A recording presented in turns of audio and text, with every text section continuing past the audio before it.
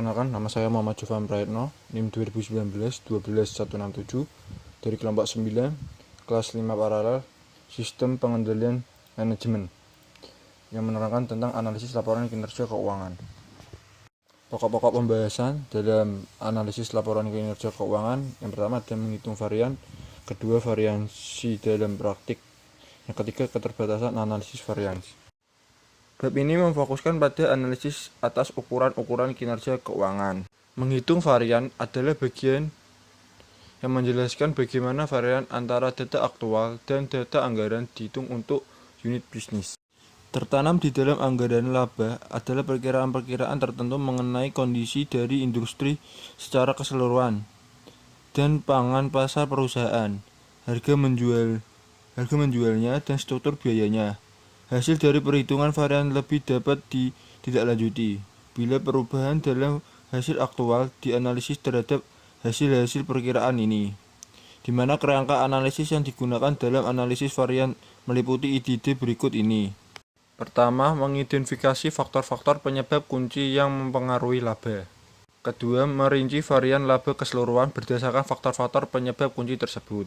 Ketiga, fokus pada dampak laba dari varian dalam setiap faktor penyebab. Keempat, mencoba menghitung dampak yang signifikan dan dapat dipisahkan dari setiap faktor penyebab dengan cara memvariasikan satu faktor saja, sementara faktor-faktor yang lain dianggap konstan. Kelima, menambahkan kompleksitas secara bertahap, lapis per lapis, mulai dari tingkat akal sehat yang paling mendasar mengupas bawang.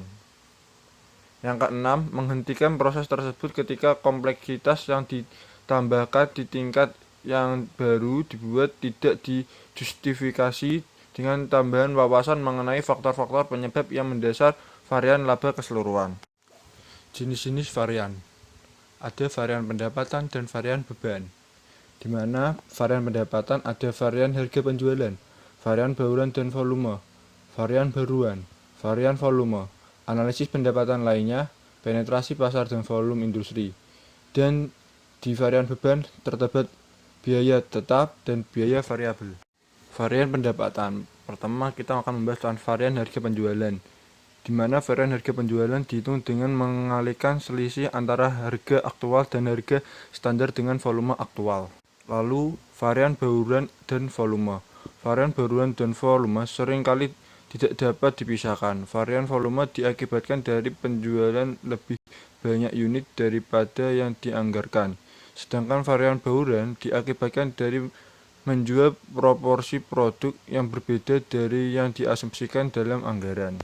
Perhitungan varian bauran dan volume, di mana volume aktual dikurangi volume yang dianggarkan, lalu dikalikan dengan kontribusi per unit yang dianggarkan. Varian bauran untuk masing-masing produk diperoleh dari persamaan berikut. Varian bauran dihasilkan dari total volume penjualan aktual dikali proporsi yang dianggarkan, lalu hasilnya dikurangi dengan volume penjualan aktual dan dikali dengan kontribusi per unit yang dianggarkan. Varian volume dapat dihitung dengan cara mengurangkan varian bauran dari gabungan antara varian bauran dan varian volume. Varian volume dihasilkan dari total volume penjualan aktual dikali presentasi anggaran, lalu hasilnya dikurangi dari penjualan anggaran dikali kontribusi anggaran per unit. Analisis pendapatan lainnya. Varian pendapatan dapat dibagi lebih lanjut dan menyediakan informasi yang dibutuhkan untuk mengklasifikasi per produk. Lalu yang terakhir ada penetrasi pasar dan volume industri. Salah satu perluasan dan analisis laba adalah untuk memisahkan varian bauran dan volume, menjadikan jumlah yang disebabkan oleh perbedaan dalam volume industri.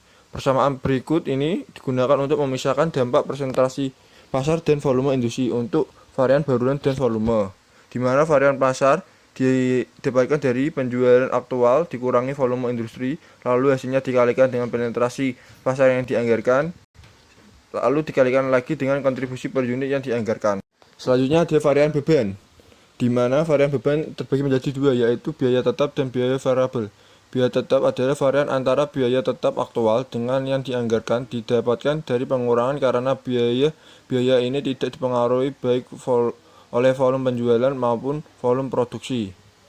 Dan biaya variabel adalah biaya yang bervariasi secara langsung dan proporsional dengan volume. Biaya produksi variabel yang dianggarkan harus disesuaikan dengan volume produksi aktual. Kemudian adalah analisis laporan kinerja keuangan. Variasi dalam praktik. Variasi dalam praktik terdapat 6 poin, yaitu periode waktu dari perbandingan, fokus pada margin kotor, standar evaluasi, full cost system, jumlah rincian, dan biaya teknik dan biaya diskresioner. Lalu periode waktu dari perbandingan. Perbandingan tahunan tidak terlalu dipengaruhi oleh penyimpangan yang terjadi dalam satu bulan, meskipun perubahan tersebut sangat jelas dan dapat menutupi faktor penting yang bisa membahayakan secara tidak terduga. Perbandingan dari anggaran tahunan dengan ekspektasi dari kinerja aktual sepanjang tahun menunjukkan seberapa dekat manajer bisnis berharap untuk memenuhi target keuntungan tahunan. Kemampuan untuk mendapatkan estimasi yang realistis sangatlah tidak mudah. Manajer unit bisnis cenderung optimis terhadap kinerja mereka di bulan selanjutnya. Kemudian, fokus pada margin kotor.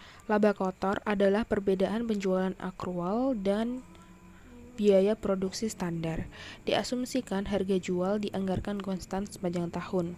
Perubahan pada biaya atau faktor lainnya diharapkan akan mengubah harga jual, dan tugas manajer pemasaran ialah menghasilkan laba kotor. Laba kotor per unit berbeda antara nilai jual dan nilai produksi. Analisis varians yang dilakukan ialah dengan mengganti laba kotor dengan harga jual dalam penyetaraan pendapatan. Kemudian standar evaluasi. Dalam sistem pengendalian manajemen, standar formal digunakan di laporan evaluasi dalam aktivitas aktual. Hal itu dibagi dalam 3 tipe. Yang pertama, anggaran. Anggaran merupakan dasar di mana dalam banyak perusahaan kinerja aktual diperbandingkan. Yang kedua adalah standar historis. Catatan dari kinerja aktual yang telah lewat, hasil dari bulan berjalan dibandingkan dengan hasil bulan sebelumnya atau dengan bulan yang sama pada tahun sebelumnya. Yang ketiga adalah standar eksternal. Standar yang didapatkan dari data yang bisa dipertanggungjawabkan atau perusahaan lain di industri. Full cost system. Biaya overhead yang berubah dan tetap dimasukkan dalam inventaris standar biaya per unit. Bila inventaris akhir berbeda dengan inventaris awal, beberapa dari biaya overhead tetap akan mengganggu sisa periode dalam pencatatan inventaris daripada mengikuti biaya penjualan. Bila tingkat inventaris berubah dan jika jumlah produksi aktual berbeda dengan jumlah anggaran penjualan, maka bagian dari volume produksi dimasukkan dalam inventaris. Variannya adalah perbedaan antara anggaran biaya produksi tetap pada jumlah aktual dan standar biaya produksi tetap pada jumlah tersebut. Biaya produksi tetap tidak dimasukkan dalam inventaris, maka tidak ada varian produksi varian. Pengeluaran produksi tetap adalah perbedaan antara nilai anggaran dengan nilai aktual. Varian produksi seharusnya dihubungkan dengan jumlah produksi, bukan jumlah penjualan. Jumlah rincian. Varian pendapatan dianalisis pada beberapa tingkatan pertama secara total, kemudian berdasarkan volume, bauran, dan harga, lalu menganalisis varian volume dan bauran berdasarkan volume industri dan pangsa pasar. Biaya teknik dan biaya diskresioner. Varian yang layak dalam biaya teknik biasanya mengindikasikan kinerja yang baik. Semakin rendah biaya, maka semakin baik kinerjanya. Kinerja dari pusat kebijakan pengeluaran biasanya dinilai menjadi kepuasan apabila pengeluaran aktual hampir setara dengan nilai anggaran, baik lebih tinggi maupun lebih rendah, karena varian yang layak mengindikasikan pihak yang bertanggung jawab kinerjanya tidak sesuai dengan yang diharapkan. Selanjutnya, sistem biaya penuh. Jika perusahaan memiliki sistem biaya penuh atau full costing system, baik biaya overhead variabel maupun tetap dimasukkan ke dalam persediaan pada biaya standar per unit. Dan jika persediaan akhir lebih tinggi dibandingkan dengan persediaan awal, bagian dari biaya overhead tetap yang terjadi di periode tersebut tetap akan tinggal di persediaan dan bukannya mengalir ke harga pokok penjualan. Sebaliknya, jika saldo persediaan turun selama periode tersebut, Lebih banyak biaya overhead tetap yang dilepaskan ke harga pokok penjualan dibandingkan dengan jumlah waktu yang terjadi dalam periode tersebut. Contoh diasumsikan bahwa tingkat persediaan tidak berubah, dengan demikian masalah perlakuan di atas varians yang berkaitan dengan biaya overhead tetap tidak muncul. Jika tingkat persediaan berubah dan jika volume produk aktual berbeda dengan volume penjualan yang dianggarkan, maka sebagian dari varian volume produksi dimasukkan dalam persediaan. Akan tetapi, jumlah penuh dari varian volume produksi harus dihitung dan dilaporkan. Variansi ini adalah selisih antara biaya produksi tetap yang dianggarkan pada volume aktual atau seperti yang dinyatakan dalam anggaran fleksibel dan biaya produksi tetap standar pada volume tersebut. Dan hal yang penting adalah bahwa varians produksi seharusnya dikaitkan dengan volume produksi, bukan dengan volume penjualan. Selanjutnya, jumlah rincian. Pada contoh tersebut, varians pendapatan dianalisis pada beberapa tingkatan, yaitu pertama secara total, kemudian berdasarkan volume, bauran, dan harga. Selanjutnya, menganalisis varians volume dan bauran berdasarkan volume industri dan pasar. Pada setiap tingkatan ini, varians tersebut dianalisis berdasarkan produk individual. Proses dari satu tingkat ke tingkat lainnya ini sering disebut dengan mengupas bawang, yaitu lapisan demi lapisan dikupas dan proses tersebut akan terus berlanjut selama rincian tambahan masih dianggap berharga. Beberapa perusahaan tingkat mengembangkan lapisan sebanyak yang ditunjukkan. Contohnya, perusahaan-perusahaan lainnya yang mengembangkan lebih banyak lagi. Mungkin, dan dalam beberapa kasus adalah berharga untuk mengembangkan varians penjualan dan pemasaran tambahan, seperti berikut ini, yaitu berdasarkan wilayah penjualan dan bahkan berdasarkan tenaga penjualan individual, yaitu berdasarkan penjualan ke masing-masing negara atau daerah, berdasarkan penjualan ke pelanggan, jenis-jenis utama pelanggan atau pelanggan di industri tertentu, berdasarkan penjualan yang berasal dari surat, melalui telepon, atau sumber-sumber lainnya. Rincian tambahan untuk biaya produksi dapat dikembangkan dengan menghitung varians untuk pusat tanggung jawab di tingkat yang lebih rendah dan dengan mengidentifikasikan varians dengan faktor input yang spesifik seperti tarif upah dan harga bahan. Selanjutnya, lapisan-lapisan ini berkaitan dengan hierarki dari pusat tanggung jawab. Mengambil tindakan berdasarkan laporan varians tidaklah memungkinkan, kecuali jika varians dapat dikaitkan dengan manajer yang bertanggung jawab untuknya. Selanjutnya, dengan teknologi informasi modern, hampir semua tingkat rincian dapat disediakan dengan cepat dan biaya yang wajar.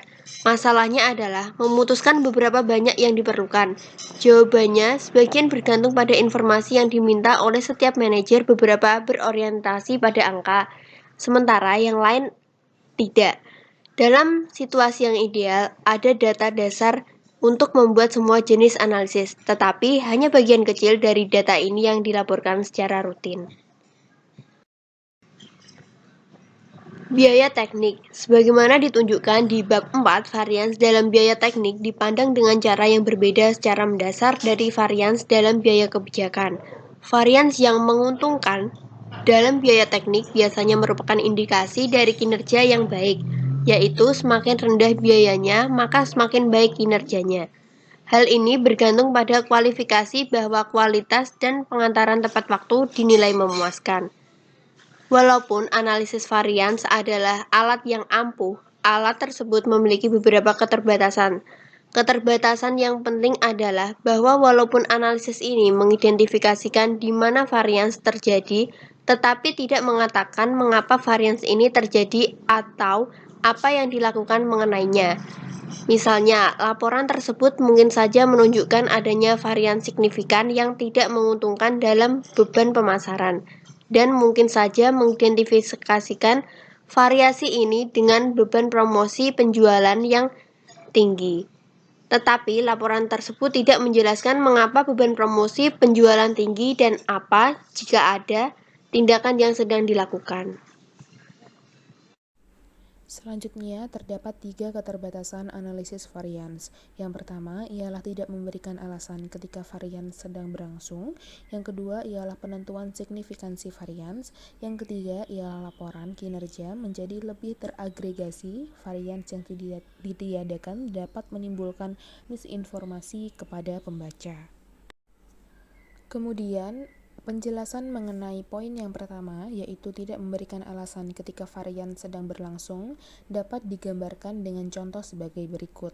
Sebuah laporan menunjukkan adanya varian yang signifikan dalam beban pemasaran dan mungkin saja mengidentifikasi varian tersebut dengan beban promosi penjualan yang tinggi. Akan tetapi, laporan tersebut tidak menjelaskan mengapa beban promosi penjualan tersebut nilainya tinggi. Seharusnya, penjelasan tersebut disajikan dalam catatan penjelasan naratif di laporan kinerja perusahaan. Lalu, poin kedua untuk keterbatasan selanjutnya ialah penentuan signifikansi varians. Teknik yang digunakan untuk menghitung perbedaan signifikansi antara kinerja dan standar untuk beberapa proses tertentu. Teknik ini umumnya disebut dengan pengendalian mutu secara statistik. Akan tetapi, teknik-teknik tersebut hanya dapat diterapkan jika proses itu diulang dalam interval yang sering, seperti operasi dari suatu alat mesin dalam proses produksi. Literatur hanya memiliki sedikit artikel yang menyarankan agar pengendalian mutu secara statistik digunakan untuk menentukan apakah varians anggaran adalah signifikan.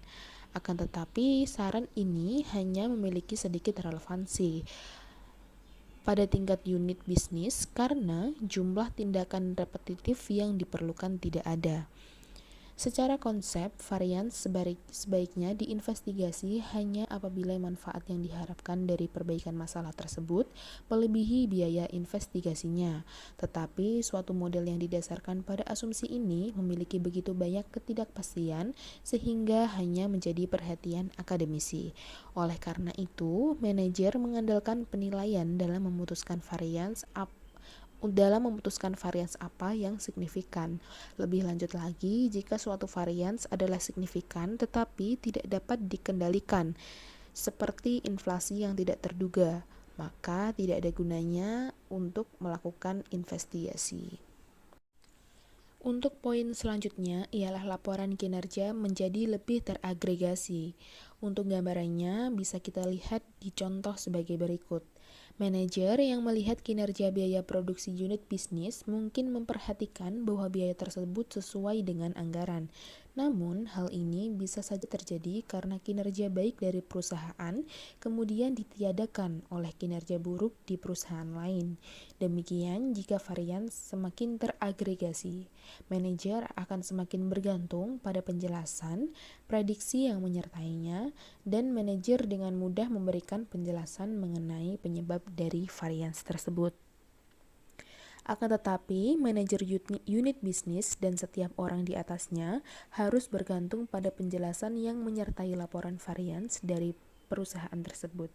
Pada akhirnya, laporan tersebut hanya akan menunjukkan apa yang akan telah terjadi. Laporan tersebut tidak menunjukkan dampak masa depan dari tindakan-tindakan yang telah diambil oleh manajer demi keberlangsungan perusahaan. Selanjutnya ialah tindakan manajemen.